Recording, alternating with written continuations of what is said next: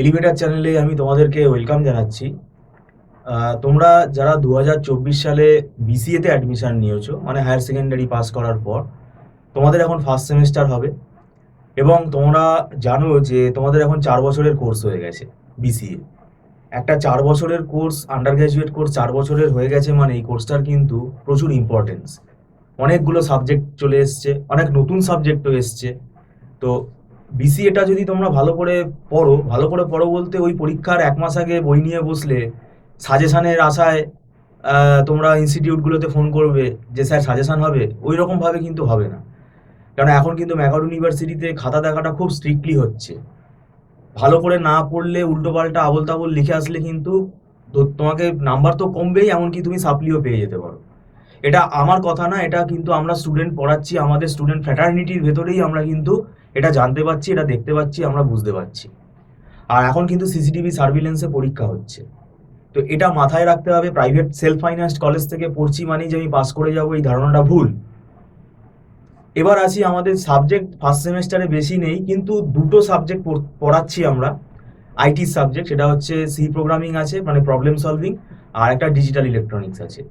এই দুটো সাবজেক্ট কিন্তু সিলেবাসটা অনেক বড়। ডিজিটাল ইলেকট্রনিক্সের মধ্যে প্রচুর জিনিস রয়েছে, ডিফারেন্ট সার্কিট রয়েছে, তার মধ্যে প্রচুর ম্যাথামেটিক্যাল প্রবলেম রয়েছে। এবার অনেকেই মনে করবে আমি ডিজিটাল ইলেকট্রনিক্স ওই AND gate, OR gate, XOR gate আর বুলিয়ান অ্যালজাবরা আমি তো হায়ার সেকেন্ডারিতে আমি তো স্কুলে করেছি, ওই সব কাজের এখানে কিন্তু দেবে না। কারণ এখানে সিলেবাস হচ্ছে সমুদ্র, এখানে প্রচুর বড় বড় জিনিস রয়েছে। এখানে গেট মিনিমাইজেশন আছে, কুইন ম্যাকক্লাস্কি মেথড রয়েছে, ঠিক আছে, কার্নাপস ম্যাপ মেথড রয়েছে, ঠিক আছে, এখানে সিকোয়েন্সিয়াল সার্কিটের বিভিন্ন কনভার্সন টেকনিক রয়েছে,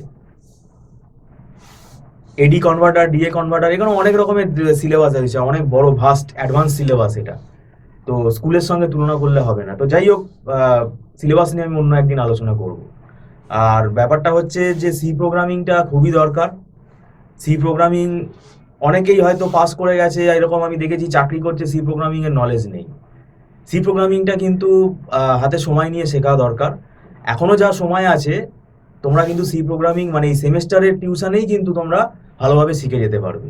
তো যাই হোক, আমি তোমাদেরকে যেটা বলছি, আমাদের ব্যাচ শুরু করে দেবো আমরা, এবং আমাদের নিয়ম হচ্ছে যদি কোনো স্টুডেন্ট দেরি করে আসে, নতুন করে আর কোনো ব্যাচ স্টার্ট হয় না। আমাদের রেকর্ড ক্লাসটা তাকে পারচেস করে নিতে হবে, এবং সেটা টার্মস অ্যান্ড কন্ডিশনস আছে, একটা নির্দিষ্ট দিনের ভেতরে তাকে সেইটা মানে দেখে নিতে হবে ভিডিওগুলো, না হলে কিন্তু ডিলিট হয়ে যাবে। আর আমাদের মান্থলি ফিস সিস্টেমে ক্লাস হয়, তাহলে রেকর্ড ক্লাসেরও যে ফিসটা সেটাও মান্থলি বেসিসে দিতে হয়, এবং সেটা কিছুটা ডিসকাউন্টে হয়। আর এখানে কোনো লামসাম টাকা চার্জ করা হয় না। 1 মান্থ ফিস এখানে অ্যাডভান্স পেমেন্ট করে ক্লাস করতে হয়, এবং সেটা প্রত্যেক মাসেই অ্যাডভান্স পেমেন্ট করে ক্লাস করতে হয় 30 দিনের ক্লাসের, আর এটা নট রিফান্ডেবল। আর একটা বিষয় হলো, এখানে আমরা কনসেপ্টের উপর বেশি জোর দিই, এবং একটা সাবজেক্টের একটা বই ফলো করি না আমরা, 3-4টে বই আমাদের ফলো করতে হয়। সেইভাবে আমাকে কি করতে হয়, নোটগুলো তৈরি করতে হয়, মেটেরিয়ালসটা তৈরি করতে হয়। তো সেটা স্টুডেন্টদের খুব হেল্প হয়, এবং সেটা স্টুডেন্টরা প্রিন্ট আউটও বের করে নিতে পারে। যাই হোক, যদি তোমরা মনে করো যে না আমার পড়তে অসুবিধা হতে পারে, একটা টিচার গাইডেন্স নিলে ভালো হয়, তাহলে তোমরা যোগাযোগ করতে পারো। ভিডিওটা সম্পূর্ণ দেখার জন্য আমি তোমাদেরকে ধন্যবাদ জানাচ্ছি। Thank you so much.